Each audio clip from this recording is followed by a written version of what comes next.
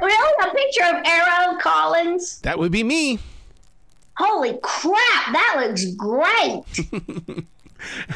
Are you married? I am. What about? Well, shit. Damn you. Hey, was that a curse? And I don't.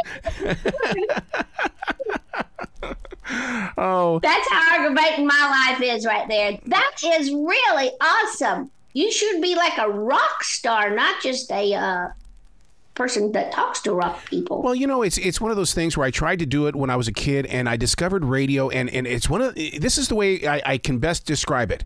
Elvis Presley and Wolfman Jack didn't get along with each other because Wolfman didn't understand that Elvis had to go search for his stage, and Wolfman always had a stage, which was radio. Oh, good point. Good point. That's a little bit like me. I got to search for my stage because, I'm not dirty enough for the clubs and I'm not clean enough for Sunday morning church. So I just got to go find my place. My place in this world. Yep. But this movie is a great stage for you because it really does put you in a place where, first of all, the singing in it, it's not American Idol, but boy, you know how we are here in the South. We love to get into a singing competition. I know. And you know what's so fun? To get to sing in my hometown, which, I go to church with a lot of these people, and they all knew I sing. I was a preacher's kid here, so you have to learn how to sing in church. But what was so funny is the director wasn't really sure that I could sing. And when the first scene where I had to sing a song, he was so relieved. I guess he thought we were going to have to get a robot or Milli Vanilli something. But I really sang, and he was like, oh, thank goodness you can really sing. And I wish my mother was alive because she always wanted me to sing and not talk. But we don't always get what we want with our kids. You got to come home and tell your preacher's wife, mother, I'm going to be a stand-up comedian. It's like, what? I think she started washing my mouth out before I even said my first joke. When did you know that you were going to make that, that crossover into comedy? Is it because you've always had this personality? Well, I don't know. I was a middle child. That's probably got a little something to do with it. So my therapist says. But the truth of the matter is I got a job at a theme park in Nashville. There used to be a theme park called Opryland. Yeah. And I got a job impersonating Minnie Pearl in one of the shows that gave the history of country music. And Minnie Pearl was this country bumpkin comic, who was just a delight. And her real name is Sarah Cannon.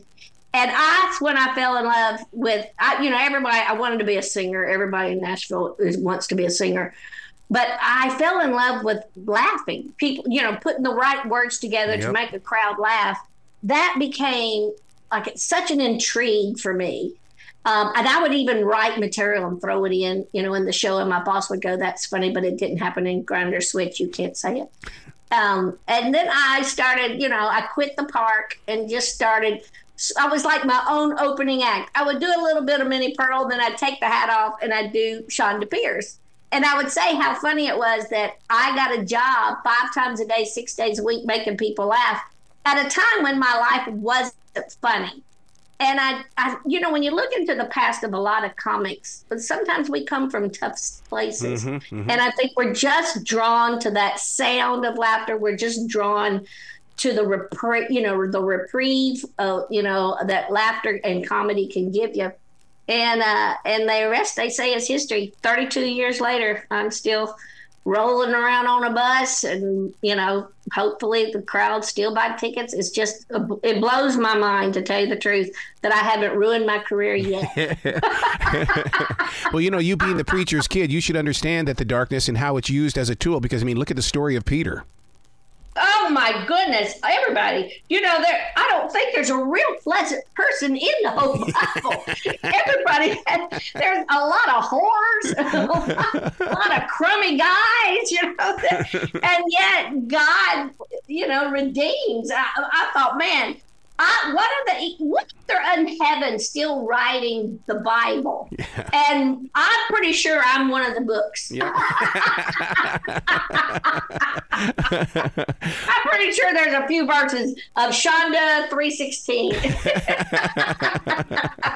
One of the things that makes you so special is that you are super local with the creating of this movie. You used real people in it. Oh, my stars. My town is so excited right now, Errol. it is, like my drama teacher was in it. The church choir was really the church choir. It was real friends, and my girlfriends who we used to sneak off and go to karaoke, which may or may not have alcohol involved. We were still all in it. And so we are so excited to see it come out. I think my town, we're all having a great big party at my house, and we're going to watch it just because we can.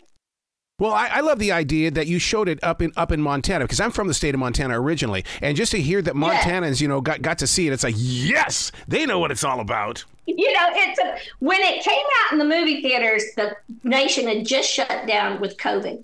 So then, we had to get in line with all the big shot, movies coming out, and then our little, nice little family movie kept waiting.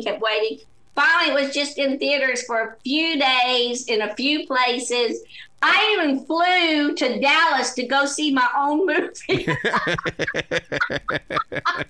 That's how low on the totem pole. But we got it now, baby. We got it where everybody can see it. I'm blessed with the opportunity to be with future broadcasters, and the first thing that they always say is, I got to get rid of my Southern accent. And then I get to speak with you, and I go, this is every bit the reason why you should never get rid of it, because it's worked very well for John, Boy, and Billy.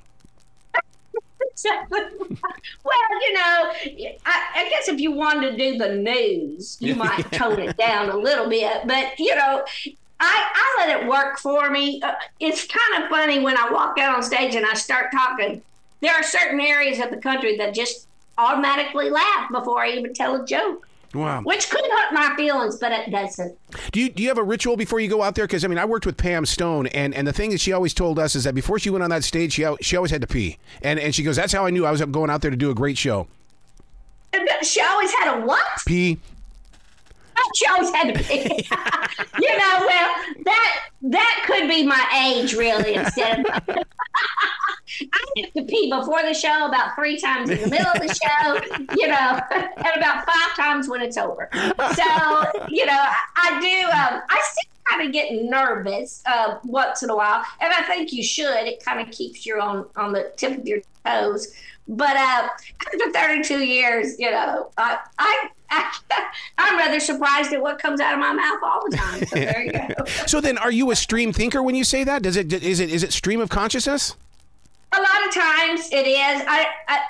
I would like to brag that my stream of consciousness is so smart and so funny, but I think it's just so warped. I used to take drugs and I go to therapy for a lot of the things that I say. Now I just make a really good living saying it. Yep. Because that's one of the reasons why I like to daily write, because there's a lot of stuff that happens inside that book, and it's like, man, I'm going to use that when I go to the grocery store so I can have some one-liners. That's exactly right. Lord have mercy. And right now, listen, if you don't want to watch the debates, just watch my movie, because the debates are not going to be funny. It's going to be very sad. Yeah, but you know what? I would love for you to be the one that's asking the questions at those debates. I would love to be the one asking the questions too. But then it may not be ready for prime time.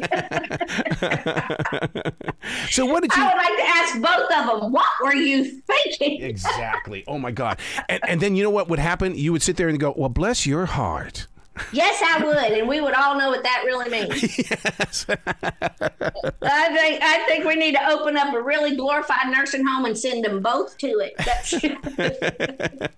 What did you learn from doing this movie? Because this can't be your only film. You're going to have to grow into other ones.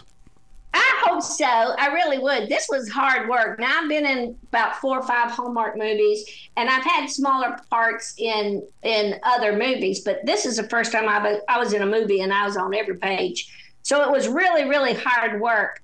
If I had it to do over again, I would be much more relaxed, because, the first time I did a funny line and no one laughed, I was sweating buckets. And then I realized they're not supposed to laugh because you have to be quiet on a movie set.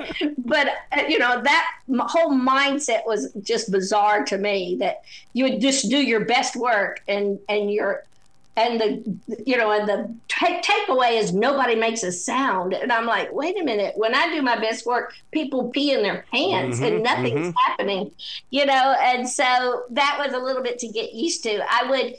I would relax a little more. I would take my time and enjoy it a little more because I look back at how quickly we did it because we didn't have the Mission Impossible budget where you could just take a few months. We had like 4 days, get the thing done, and let's go. That's it.